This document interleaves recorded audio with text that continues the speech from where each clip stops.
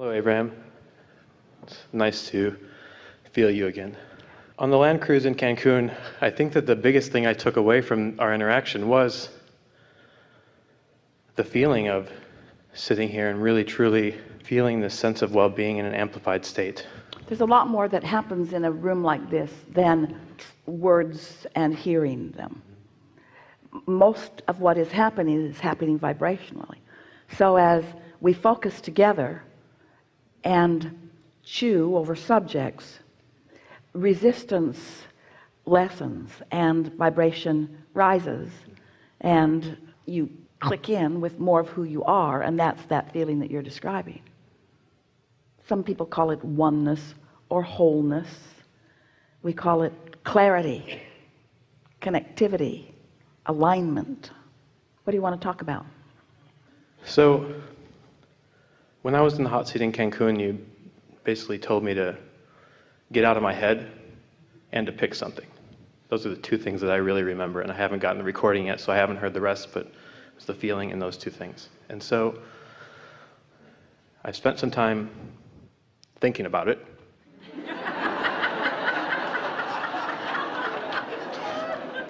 I've also spent some time really trying to tap into that feeling again. Well, that's where you started just now, and that's really the right track. In other words, it is the feeling, isn't it? Can you sense the difference between a feeling of abundance, a feeling of abundance, a feeling of abundance? That's what Esther provided for herself that day, because she was focusing upon specific things like the beautiful pool and house, which made her feel abundant. But it went beyond the word abundant. It went to a feeling of being blessed and cared for, which then translated into a feeling of worthiness. And it's that sense of well-being that is just the perfect vibration that causes the feeling, but it's the vibration that equals the point of attraction, where it's like you've taken all your guard down, and now the well-being of all manner that's raining down on you can be received by you, can be recognized by you, can be witnessed by you, step by step by step by step, not saved up in some vibrational reality and then you let a little in and a little in. It's just a constant streaming of clarity and fun and ideas and well-being and money and friends and flow. Yeah. And so it's interesting that you bring up the subject of abundance, because it's kind of the theme of what I wanted to talk to you about today. And it's not that rare. And there's part of me that's saying, why am I even asking this question? Because I've listened to you for so many hours and so often, and I have such a great deal of clarity in my head, but I'm in a situation we like where the way this conversation is going, because you're pinpointing. You can feel where the resistance is on your trail. You can feel where the blockage is too strong of word, but you can feel what's tripping you up. And what's tripping you up is the difference between the thought and the feeling. And so we've been talking for a long time about how your emotion follows the thought. Emotion follows the thought. So you think a thought and then you have an emotional response to that thought. But somewhere along the way, there was a smaller thought where you had more choices. We're going to give a hypothetical that isn't accurate. It isn't accurate to you, but for the sake of understanding this. So let's say that you, for whatever reason, stopped working. And so the money that's been coming in isn't coming in and hasn't for a while. And so you've depleted your savings and you've maxed out all your credit cards. And so now you're at the end of any leeway or latitude or any sense of freedom. And now things have become quite critical, because now bills are coming and people are calling and the pressure is really on, and you're feeling it in a strong way, and your feeling of freedom is all but gone, and your feeling of tension and worry is what you're feeling most of the time. So this is a momentum that's been going on for a while in this example. And so now we say, well, just think a happy thought, and you think, give me a break.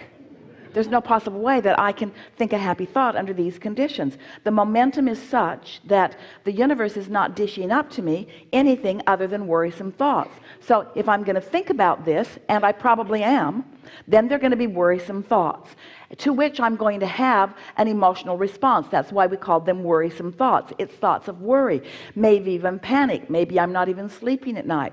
So thought and emotion all running really close together. So Then you come to someone who's wanting to teach you about getting hold of your vibration and getting hold of the way you're thinking and getting hold of the way you're feeling, and we say, oh, just get into the receptive mode. And you think, okay, I'd like to be in the receptive mode, but meanwhile this is what I'm feeling about this, and everywhere I go more conditions show themselves to me. Every day, all day, things come up that enhance this receptive mode down here. How do I break this cycle? How do I get into something that feels better? And we say, first of all, you've got to change the subject, because this subject already has so much established momentum.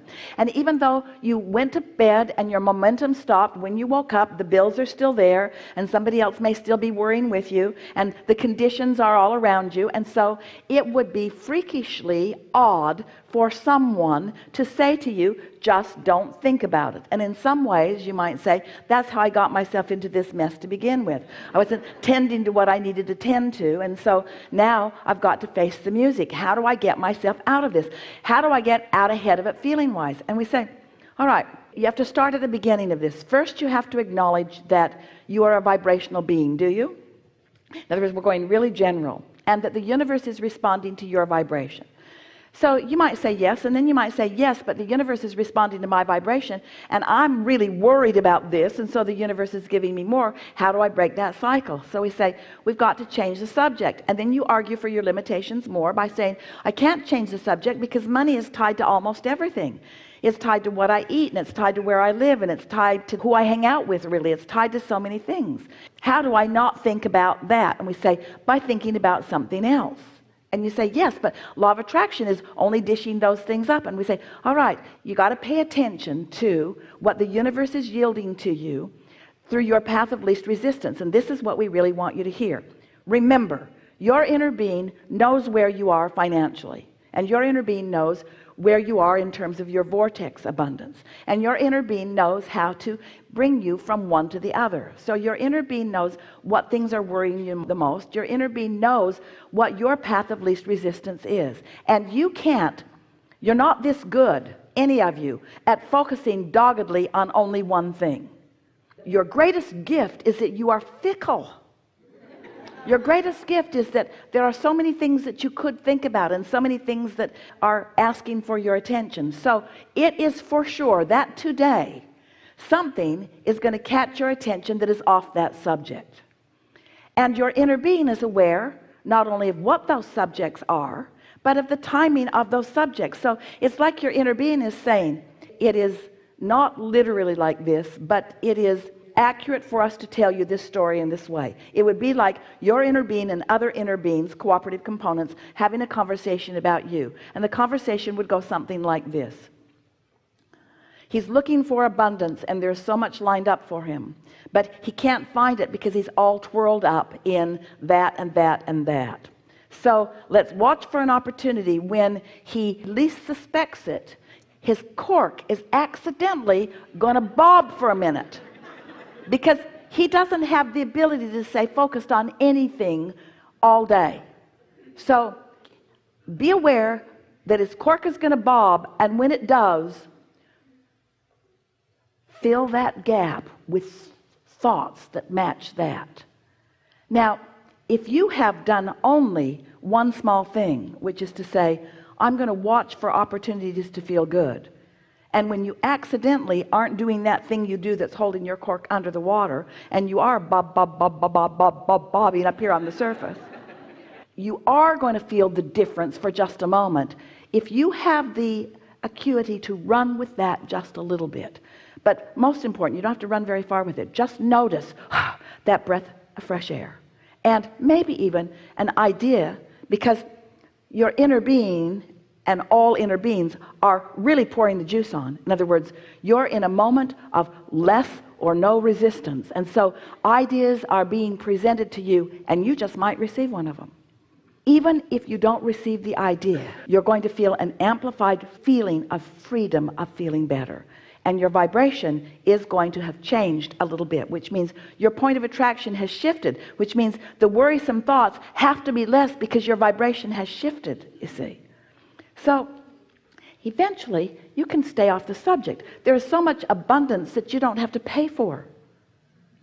Tracy was with Esther on her birthday the other day with the kids, and they were astonishingly playful, all of them.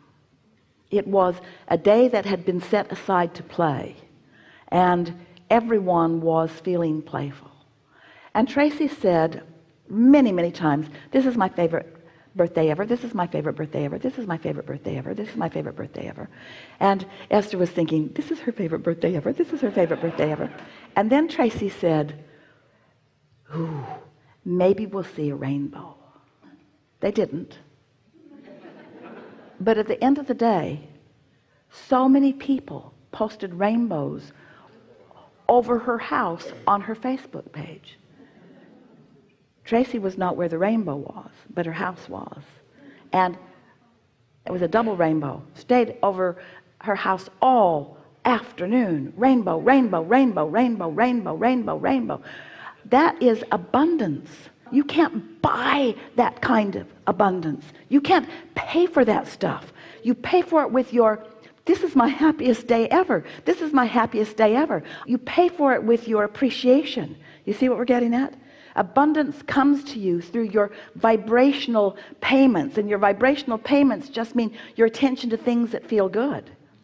And before you know it, you've distracted yourself enough from what's bothering you that you're not in the vibration of worry. You might be if you focus back on your checkbook, but you're not in the vibration of worry. And why would you spoil that run of momentum? And now you are a different person, standing in a different place. Now your inner being, who knows where you stand financially in relationship to where you want to stand financially, knows that you're in an entirely different place, and now it will be easier and easier and easier and easier and easier to call you into the frequency that puts you in the timing of the idea or. How do thoughts turn to things? This is the thing that we want you to ask yourselves on a really regular basis. How do thoughts turn to things? They turn to things because law of attraction causes momentum to get strong enough that they actually become a reality.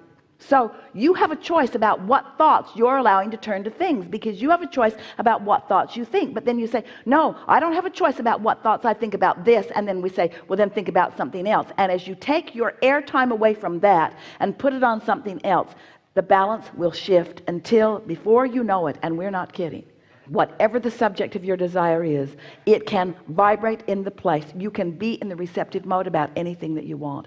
And once you turn that corner, so to speak, so that your expectation is that the universe is yielding to you, you'll get those shivers of recognition when you realize that you received an impulse and you followed through on it, and look what it yielded to you. Because the universe is yielding to you all day, every day. You have no idea how much yield is flowing in your direction, how much abundance is being offered to you, is being yielded to you, but you're not letting it in because you've got all these stupid things that you think about that don't let it in. Was that helpful? Don't try to do it all at once. And most often you bring the subject that is the most problematic, and that's the one you want to talk about. Well, the subjects that you're worried the most about are the subjects that you are floating your cork the least about. So just remember, let's say you got 10 subjects, so you got 10 subjects that you could potentially float your cork on, which means 10 subjects that you could either not worry about or worry about. And let's say that 9 of them you worry all the time. 1, 2, 3, 4, 5, 6, 9 subjects you worry about all the time. But there's one subject that you don't worry about. Focus on it. Let the one subject that you don't worry about be your cork floating subject. And if you focus on it long enough, pretty soon, by your lack of attention to the other subjects, they'll start floating. They'll start floating. All of a sudden, there's all these corks bobbing up here. And you say, "Where'd you all come from? Where'd you all come from?" We've come up to join you in your chronic vibration. Everything that you want, we're up here joining you in the vibration where you are, you see. Helpful?